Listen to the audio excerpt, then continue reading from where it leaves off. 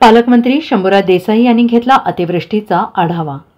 सातारा जिल्ह्याला red alert देण्यात आलेला असून नैसर्गिक आपत्तीच्या काळात सर्वसामान्य माणसांची कोणत्याही स्थितीत गैरसोय होणार नाही यासाठी यंत्रणांनी सर्वतोपरी खबरदारी घ्यावी।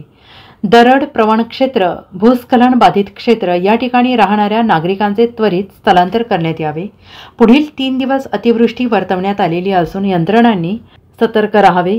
कोणत्याही परिस्थितीत नागरिकांच्या जीवाला सर्वोच्च प्राधान्य द्यावं असे निर्देश पालकमंत्री शंभूराज देसाई यांनी दिलेले आहेत। सध्या सातारा जिल्ह्याला आणि ठाणे जिल्ह्याला ऑरेंज अलर्ट दिला आहे। सातारा जिल्ह्याला रेड अलर्ट पावसाचा कालपासून या ठिकाणी मिळालेला आहे। या पार्श्वभूमीवरती सकाळी लवकरच मी जिल्हाधिकारी कार्यालयामध्ये साताऱ्याची प्रत्यक्ष सगळी आढावा बैठक आणि सगळ्या सूचना दिल्या। सर्व प्रांत अधिकारी, सर्व DYSP, सर्व कार्यकारी अभियंता ऑनलाईन VC वरती जॉईन होते। जिल्हाधिकारी, जिल्हा पोलीस अधीक्षक, जिल्हा मुख्य कार्यकारी अधिकारी, हे सगळे प्रमुख अधीक्षक अभियंता, जलसंपदा हे सगळे माझ्याबरोबर या ठिकाणी उपस्थित होते।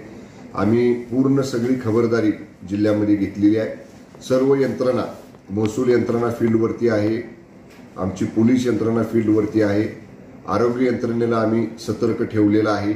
आरोग्य यंत्रणेच्या बाबतीत सर्व प्राथमिक आरोग्य केंद्रांच्या मध्ये पुरेसा औषध साठा उपलब्ध आपण करून दिलेला आहे।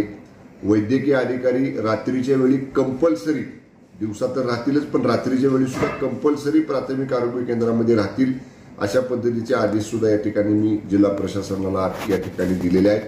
कोणत्याही परिस्थितीमध्ये पर्यटन स्थळं जी आहेत जिथं अपघात घडू शकतात, दरी असते किंवा असं पाय घसरून पडणं आणि पुन्हा ते प्रवाहामध्ये वाहून जाणं, जे काय प्रकार पूर्वी आता मागच्या काळात लोणावळ्याला वगैरे घडले, असे स्पॉट आयडेंटिफाय करून तिथं जर गरज वाटली स्थानिक पोलीस प्रशासनाला, महसूल प्रशासनाला, तर ती सुद्धा तात्पुरती स्वरूपामध्ये बंद करण्याच्या सुद्धा सूचना आज या ठिकाणी प्रशासनाला मी दिलेल्या आहेत।